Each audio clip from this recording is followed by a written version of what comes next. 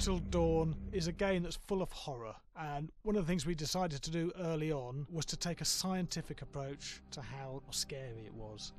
So we did experiments on people and we measured their responses to the game. We've created a test area. It's as close to a home setup as we can get it. We've recruited ordinary people to play the game and we've left them to play it on their own. You're turning the light off.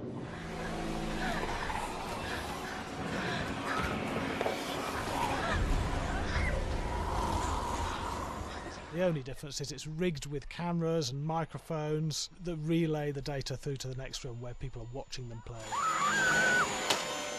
Bracelet here we use for biometric testing. It measures the player's emotional response. It's called a galvanic response sensor. It makes contact with the user's skin and it measures the electrical conductivity across their skin. It's the same principle as an old-fashioned lie detector. When you're stressed, you sweat a little, very sensitive, and picks up tiny changes if the player is feeling anxious or scared. That data's fed back to a testing team, it comes through as a graph. I'm so sorry.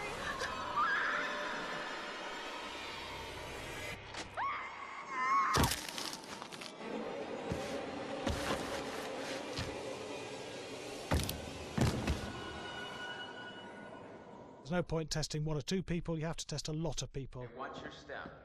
When we have a scare that's consistently has a measurable emotional response, then we knew it was good. If it didn't have that, it goes back to the team for improvement. The data doesn't tell us what's wrong with the scare, it only tells us if it's working or not.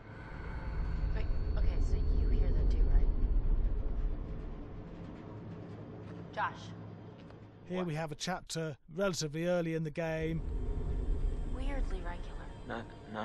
Nothing regular about it. We have to create tension and anxiety in the player so they are ready to receive the scare.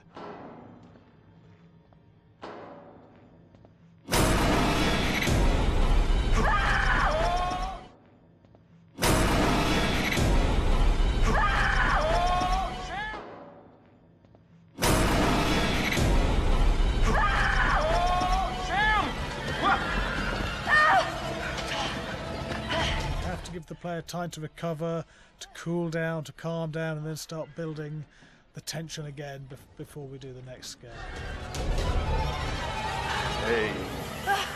What? Hey. What the hell? Boom. You just got mugged.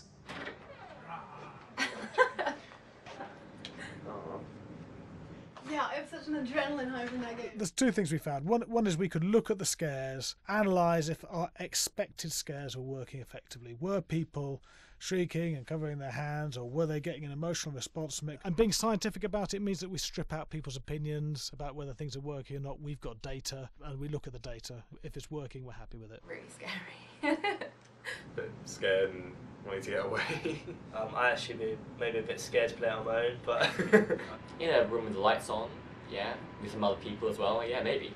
But because I'm a scaredy cat, I would play with someone in the room. And the lights on. It was one of the scariest games I've played in a long while. I am Hayden Panettiere, and we are here at the studio recording Until Dawn. My name is Rami Malek, and I play Josh. My name is Megan Martin. My name is Brett Dalton. My name is Antonella Lentini, and I played Hannah and Beth. My name is Jordan Fisher, and I play the character Matthew, Matt for short. I'm Nicole Bloom, and I play Emily in the game. My name is Noah Fleiss. I am Galadriel Steinman, and I play Ashley. So Until Dawn is the story of 8 teenagers who revisit this cabin in the woods about a year later after a really traumatic experience where I've lost 2 of my sisters, so coming to kind of get some closure in that respect. One of the things that Larry does really well is make these multi-layered characters, and I think for just the story in general, it follows the quintessential horror film plot lines, but the characters are so unique in themselves, and I think that's very cool. Oh, I hope this was the right thing to do. What? You know, getting everyone together on the anniversary. I mean, Josh seemed really pumped about us all doing something, didn't he? Yeah, no, he definitely did. I haven't seen him so excited about something in forever. Good, good. Sam and I have a few things in common, such as being huge lovers of animals, and she's a huge animal lover. She's vegan. She is a pacifist. I'm not quite sure if I'm gonna go as far as saying that I'm a pacifist, but she's spunky and cool. I know that she, I think, is made fun of a little bit by the rest of them who think that her morals and her beliefs in that area are a little ridiculous and they don't agree with them, but she doesn't care. It doesn't stop her from being herself, and that's something that I hope I have in common with her. You know, he definitely can be depressed at some times and a bit of a loner, but he takes some solace in one of his sister's friends, Sam, played by Hayden Panettiere, and invites everybody back to the same house the next year to kind of find some closure. Jessica she has a whole lot of personality. She is definitely the sort of mean girl character that, you know, at school she knows she's pretty, she knows that boys like her, and she's gonna use it to her advantage. He's got a big heart, and you can tell that that's very evident, especially how he treats his girlfriend, Emily, and, you know, he's kind of a meathead, but in the best way possible. She really knows what she wants, and she manages to get that from whomever it is, whether it be Matt or Mike. You know, she's really driven, and I can definitely relate to that. My character is Chris, and he is what society might consider the nerd of the group, and he kind of embraces it. Ashley she's a little more serious than some of the other girls. She's definitely very intelligent and thoughtful. She kind of looks at the whole big picture of things. She's not quite as geeky as Chris, but they connect in a lot of ways. Mike is like big guy on campus. He's the class president who has some charm and has a brain, and I don't know, people seem to like Mike. He gets away with a lot though.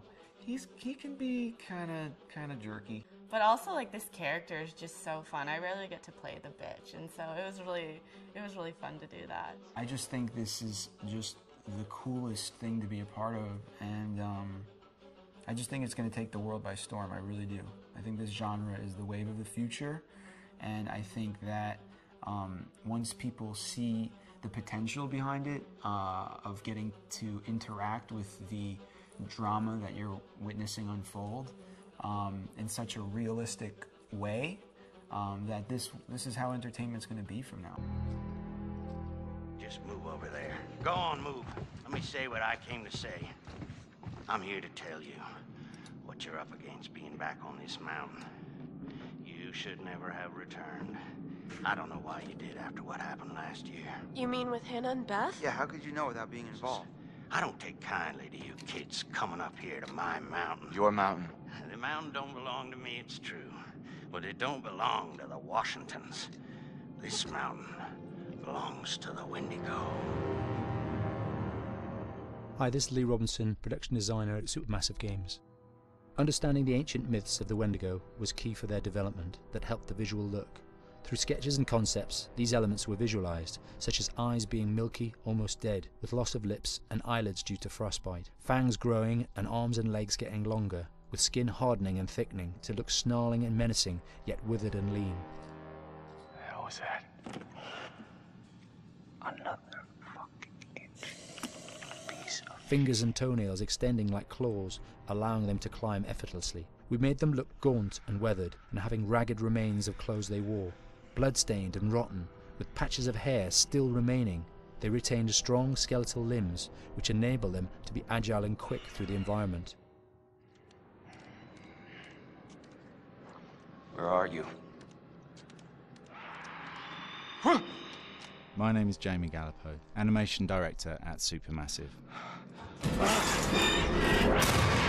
Fucking battery.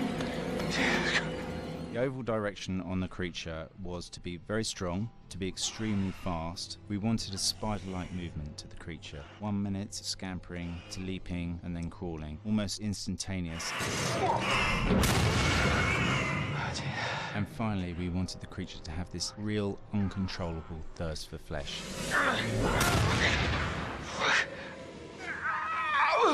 From a sound design perspective, the Wendigo is a real challenge. For the main vocalisations of the Wendigo, we used our own vocalisations, various different animals from the exotic to the farmyard, various plugins and processes to gel these sounds together and keep a human resonance behind that voice, telling the backstory of the Wendigo.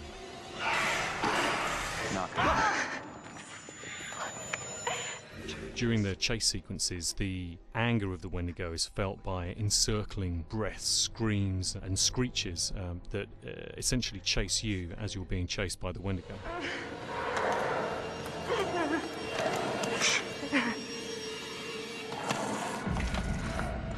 We would layer them up in a multitude of layers, sometimes 15, 20 sounds playing at the same time, to build up the vocalizations for this fearsome creature which is always in attack mode, hyperactive and chasing you throughout the game.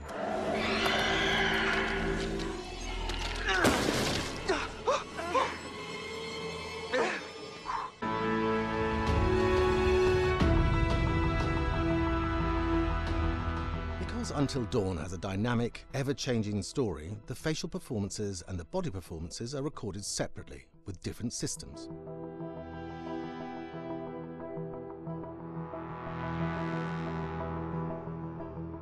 With the body capture, we use reflective bead suits and an infrared camera matrix system that drives the CG bone hierarchies in our character models. These performances cover everything from character locomotion, scene-specific performances and stunt work, most of which was recorded at studios in Pinewood and Shepperton, near London. Hannah! Hello? Combining all the elements seamlessly in the final game becomes a formidable editing and logistical task. Every variation, both physical and emotional, must be combined in these multi-edits.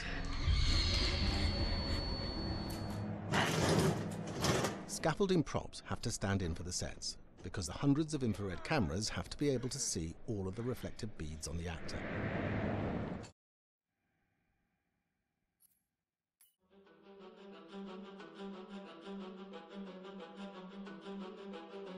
My name is Will Biles, Executive Creative Director of Until Dawn.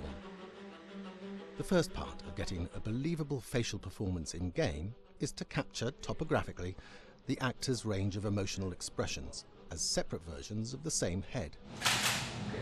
Every tiny nuance gets digitized and merged, effectively creating a model that can recreate every facial movement that the actor makes. Once the topography has been recorded, the actor's performance itself can be captured by using a predetermined set of marker points, drawn precisely on the face, and a high-def helmet cam, wirelessly linked to capture devices. The camera is the small box where it looks like the microphone should be. Outro Sam. Mark. It records in high def the movement of the dots throughout the performance that will drive the expressions captured earlier. Unlike other systems, this form of capture is far less lossy because there are fewer interpretations between performance captured and performance rendered finally in-game. The audio is also recorded via two separate lavalier mics attached to the helmet. It takes a while for the actors to acclimatise to carrying around the recording devices and the helmet cams, but very soon the shoot becomes similar to any other effects shoot or a green screen shoot. The actors in these scenes are only recording facial animation, but use cursory body movements for pacing. Wait, and maybe we should all stick together and find everybody and make sure that we're all okay, so... 1-1, the year before the prank. Take 2, Mark. Other than the other actors, they have to use their imagination for everything and everywhere that they are supposed to be seeing and feeling. Idiot! So dumb!